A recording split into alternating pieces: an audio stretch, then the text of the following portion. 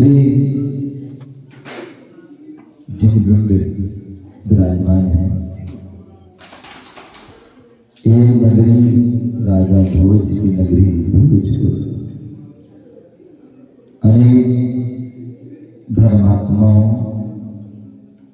संत महात्माओं, योगियों की जो है तपस्या पर आज हम विराजमान हैं। और आज का परम सौभाग्य का विषय है इस भारत देश में वर्तमान में 3 संतों की परंपराएं चल रही हैं।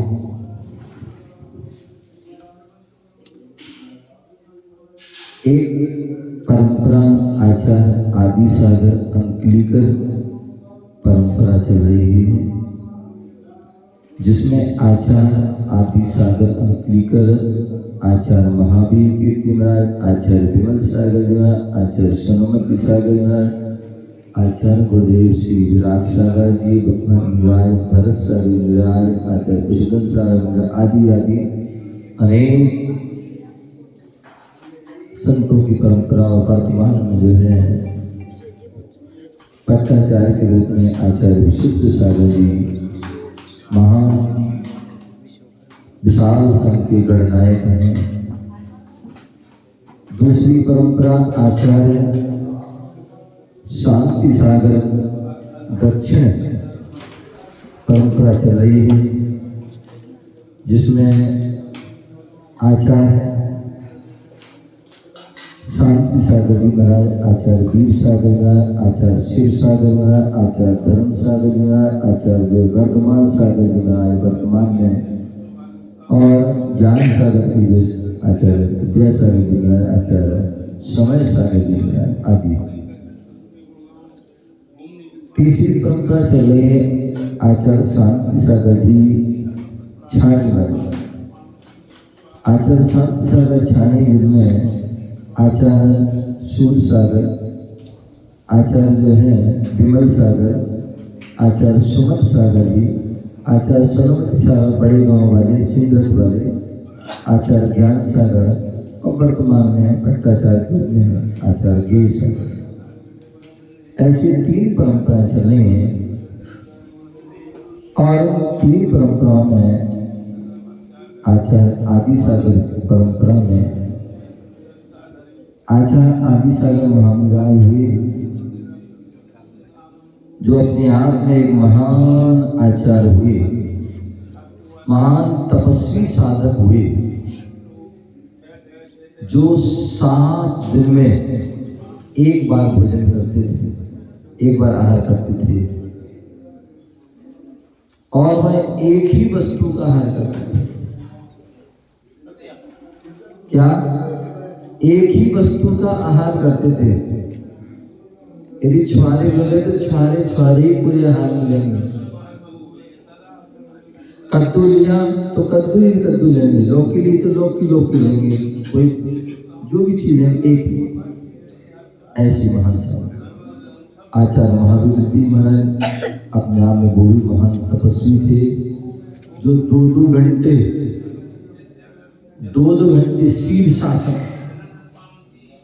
शीर्षासन सिर के भर वह साधना करते, समय करते थे। आचार्य विमल सागर महाराज महान जो है ज्ञानी, महान चिंतक, निमित्त ज्ञानी, वात्सल्य के धनी। जहाँ व्यक्ति रोते हुए उनके पास आता था और हंसते हुए वहां से जाता था, अनेक संकटों से साथ आता था और संकट मुक्त होकर जाता था। आचार्य तपस्वी सम्राट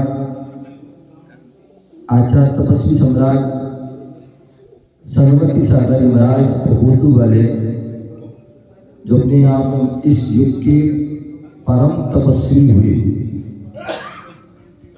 जिन्होंने सिंह कीड़त जैसे महान तपों को किया।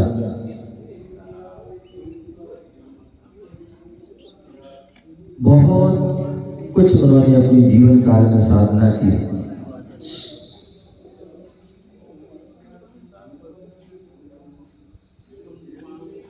और उन्हीं परंपरा में आचार्य भगवान गुरुदेव विराट सागर जी महाराज हुए।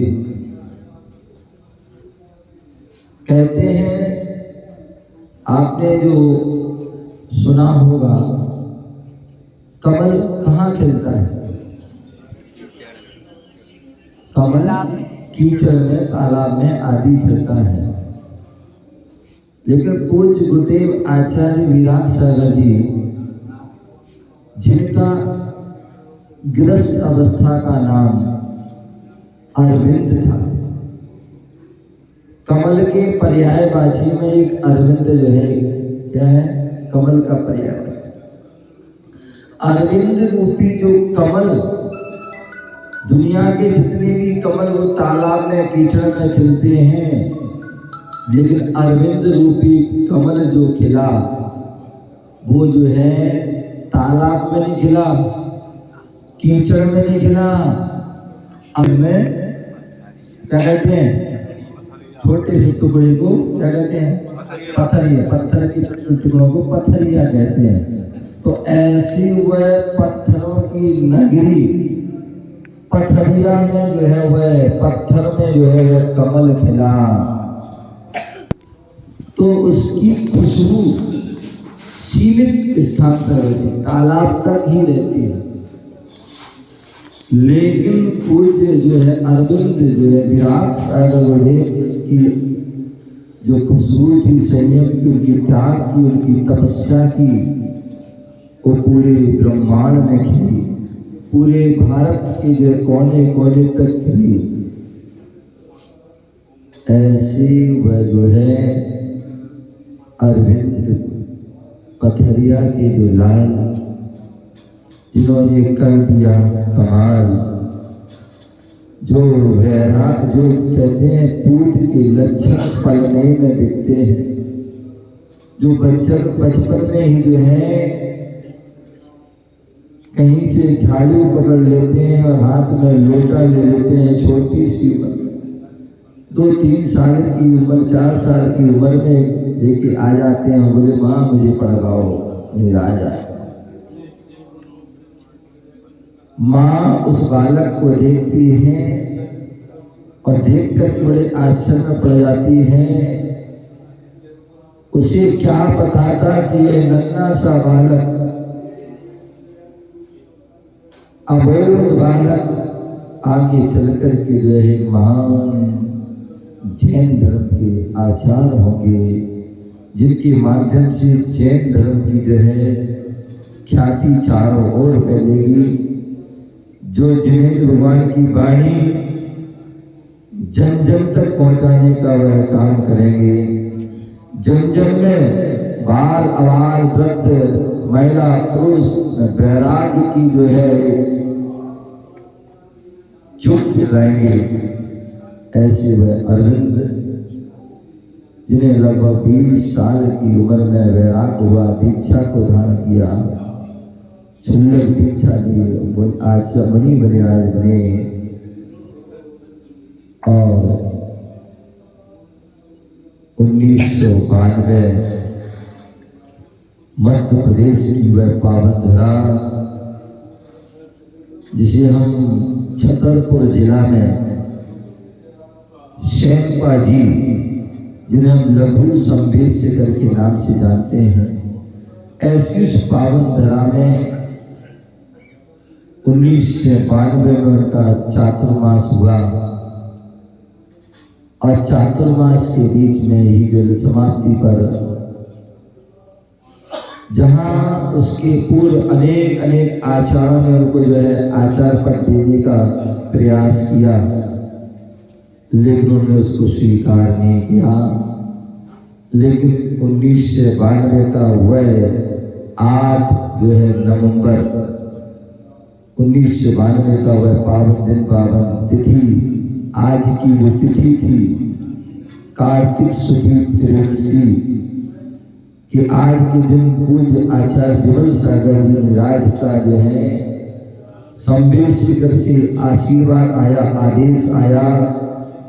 आचार्य सुमन सागर जी ने उनको अपनी पिछली भेंट प्रदान की और सब पूरे बुंदेलखंड क्या पूरे इस भारत के अनेक विद्वानों ने आकर के और पूरे भारत की समाज में ये आग्रह प्रति आग्रह गुरु आज्ञा को के माध्यम से वह आज इतने जो है आचार पदारोहण आचार पद पर को प्रतिष्ठापित किया गया था। और शास्त्रों में जो उल्लेख मिलता है, द्रव्य संग्रह आदि ग्रंथों में जो उल्लेख मिलता है कि जो आचार्य परमेष्ठी कैसे होते हैं, क्या उनके गुण होते हैं, वो सारे गुण उनके अंदर समाहित थे। जो दर्शन ज्ञान चरित्र वीर तप इन 5 आचारों से वो संपन्न थे, ऐसे वह गुरुदेव जो स्वयं पंचाचारों का पालन करते थे, समस्त शिष्यों से वह पंचाचारों का पालन कराते थे, स्वयं वैरागी थे और जंगल में वैराग को भर देते थे। ऐसे वह विराग जैस यथा नाम तथा गुण के धारी, जो शिक्षा दीक्षा प्रायश्चित आदि देने में निपुण थे और यहाँ तक कि जो संलेखना कराने में जो है जिन्होंने एक महारत हासिल कर रखी थी, ऐसी वह बृहद विराट सागर विराट आज उनका हम 34वां, जैसे भगवान अनंत भगवान होते हैं उनके 34 अतिशय होते हैं, ऐसे ही आज गुरुदेव का हम 34वां अवतरण दिवस मना रहे हैं। और यहाँ पर हम गुरुदेव के गुणों का गुणगान करेंगे।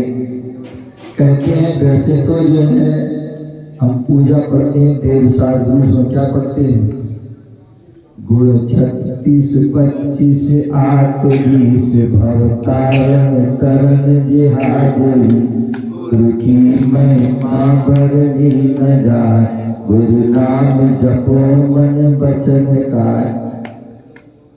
तो गुरु की महिमा को हम बखान नहीं कर सकते।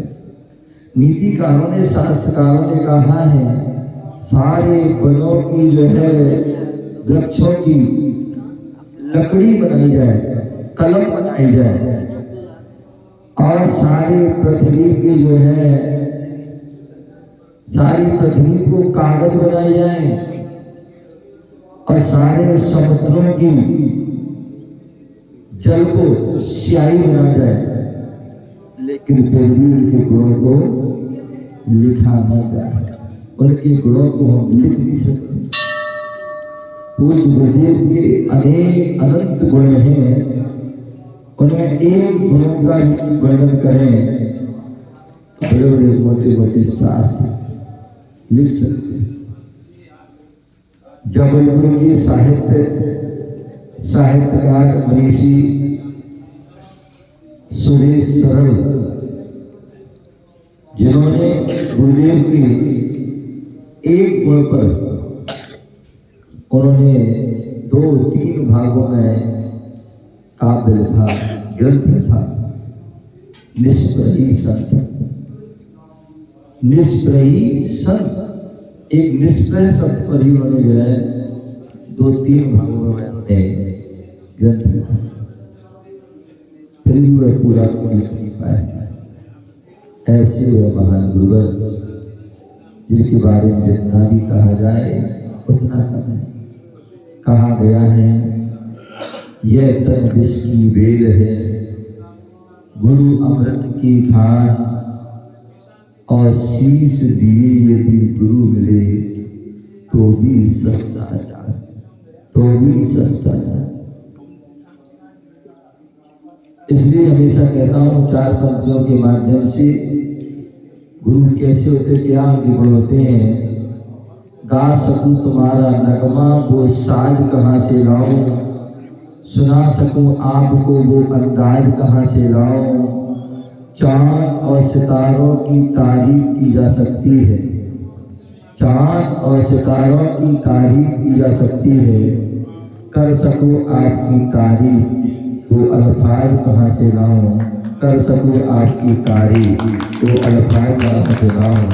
ऐसे महान गुणों के धारी गुरुवर के चरणों में जो है हम उनके गुणगान करते हैं, उनका स्मरण करते हैं। कहते हैं जब किसी का जन्मदिन होता है, किसी का जो है शादी की सालगिरह कुछ भी होता है, तो हम उनको गिफ्ट करते हैं, कुछ ना कुछ हम जो है पुरुष का उपहार देते हैं। लेकिन हम गुरुओं को क्या उपहार कर दे सकते हैं? जिनसे मिला है सब कुछ है क्या, जिनसे हमें सब कुछ मिला है, हम उनको क्या दे पाएंगे? कुछ भी नहीं।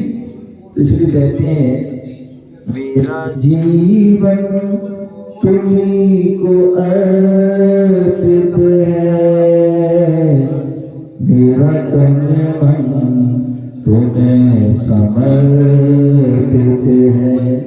और क्या भेंट दूं तुझे गुरुवर, और क्या भेंट दूं तुझे गुरुवर, मेरी हर सांस तुम्हें समर्पित है, मेरी हर सांस तुम्हें समर्पित है, मेरी हर सांस तुम्हें समर्पित है। तो ऐसे महान गुरुवर के चरणों में हमको कुछ भी नहीं दे सकते, उनकी कुछ भी नहीं कर सकते हैं, लेकिन फिर भी हमारी भक्तों की कामना होती है, भक्तों की इच्छा होती है, भावना होती है, उनका हम गुणगान कर सकें। और उनका हमने गुणगान कर लिया तो यही सबसे बड़ी हमारी उनकी विभूति, उनकी दुनियादारी है, उनकी लिए हुए जो है उनका गुणगान है। ऐसे गुरु के चरणों में अर्चना करते हैं बड़े भक्ति भाव से। परम पूज्य आचार्य गुरुदेव विराट जी महाराज की